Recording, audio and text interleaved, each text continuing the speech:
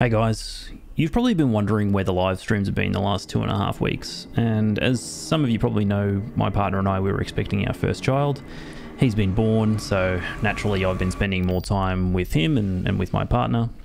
So in the meantime, I decided, why not take the last 3 months of learnings and knowledge and experiences trying to no-hit Doom 2016 and then turn it into a guide, a 13-part compendium for each level that talks about the strategies I used, the upgrade pathing, the routing, also just some of the rules I set up for myself for the run, for two groups of people. And one's very small and one's kind of a bit bigger. The first group is people who will come after me and try to continue this work of getting the world first in this no-hit run done for Doom 2016. The other group is the casual players or slightly less casual who want to get better at the game or beat this game on Ultra Nightmare. The closest I got to no-hit was 2 hits. So that's start of the game, finish of the game, no checkpoints, no mission restarts on Ultra Nightmare. So you know it's a full single segment playthrough. Closest I got was 2, which is pretty good. But I think by putting this guide together, if I come back to this game and I come back to this run, I'll be in a much better place to pick up where I left off. And then this is there as well for those who maybe want a starting point for their own strategies and approaches, and then they can build on what I've learned and come up with all kinds of new and cool ways to do what I'd already done. And that's kind of what I would like to see as well, because I'm only one person. I can only think of so many ways to try to do something. More people involved means we get better strategies, and it means the run becomes more feasible for more people. It's just kind of a snowball effect. But for those who are maybe just want to get better at this game, learn from the time that I've spent playing this game, this compendium will have heaps of general strategies and tips and what weapon upgrades are really good, which ones seem good but actually aren't that relevant. So you can make sure that for every upgrade point you're getting, it's all going into the most useful things. Then also just some really easy skips. Nothing, no major glitches, no turning this game into a jumping castle simulation. Just some really straightforward skips that will help you kind of speed up, not necessarily make the run that much easier, but just speed the run up so that you can get more attempts in and you can get further faster and feel like you're getting somewhere a little bit quicker. And I think that's really all I wanted to say. I mean, probably before we jump into it, lay down the groundwork. So basic rules are based on the Soulsborne no-hit runs. So a hit in this run counts as an enemy does an attack and it connects with you. So that excludes things like self-damage from the rocket launcher or the explosive shot, or environmental damage from things like barrels or lava or green goo.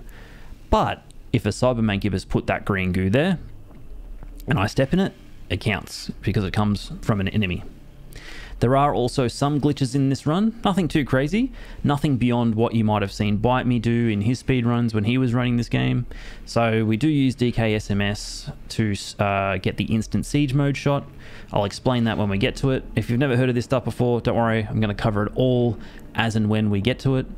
We also use a skip for the rune trials so that we can equip 3 runes as quickly as possible without having to do all the extra rune trials to unlock those slots. There is one rail boost right at the very start of this run. I'll let you guys decide whether you want to do that or not in your no-hit runs or just in your casual playthroughs of the game.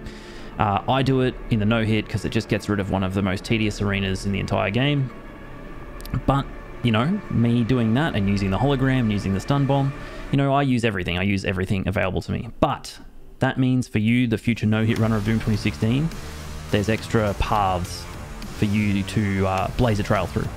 So with all that said, let's jump into the UAC.